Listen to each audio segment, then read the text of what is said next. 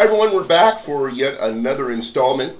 This time we want to talk about independent coordination, and a lot of drummers struggle with this. It's one of the early hurdles, I suppose, drummers deal with, is how do you differentiate and how do you separate right from left, both on hands and feet. And one of the things I have come across, and I started when I was very young, 5 years old, was this book here. And this book is a Bible, if you want to call it. In fact, Modern Drummer named it one of the top 25 instructional books of all time. And I would urge you to go out and pick that book up. And it's a great book that has been around for literally generations. But what it does is it helps to separate right from left. It's just very simple exercises that change your sticking from exercise to exercise, from line to line. It also helps you learn some basic reading, and it gets into various different note values from 8th notes to triplets to 16th notes, even 32nd notes.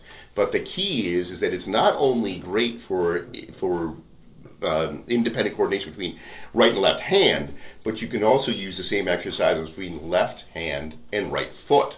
And that then helps you to also separate those hands from feet and begin to help you, well, independently coordinate. So let's talk a little bit about independent coordination and how it works. The idea being that your right hand always keeps what's called the ride. So that will be an 8th note in this case, 1 and 2 and 3 and 4 and. And then from here, we start working on our foot and our hand. So our left hand and our right foot.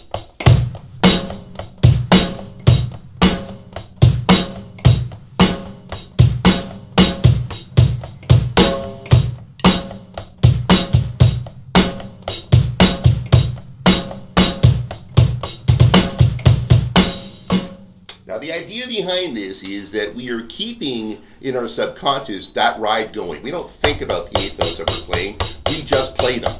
It's the left hand and the right foot that we spend the most time concentrating on creating beats with. And this book that I had just mentioned, Stick Control, is an excellent tool to get you working on independent coordination between feet and hands and between your right and left hand. The other thing I will also urge you to do is, again, practice this with a metronome.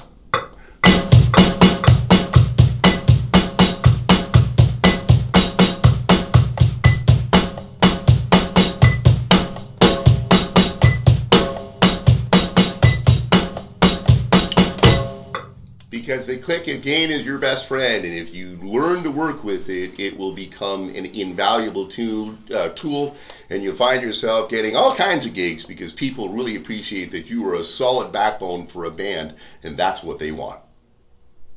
Thanks for tuning in to our lesson series. We hope that you're getting some value out of each one of these lessons. Don't forget to subscribe to our channel and look for upcoming videos happening each week. And by the way, really appreciate your comments.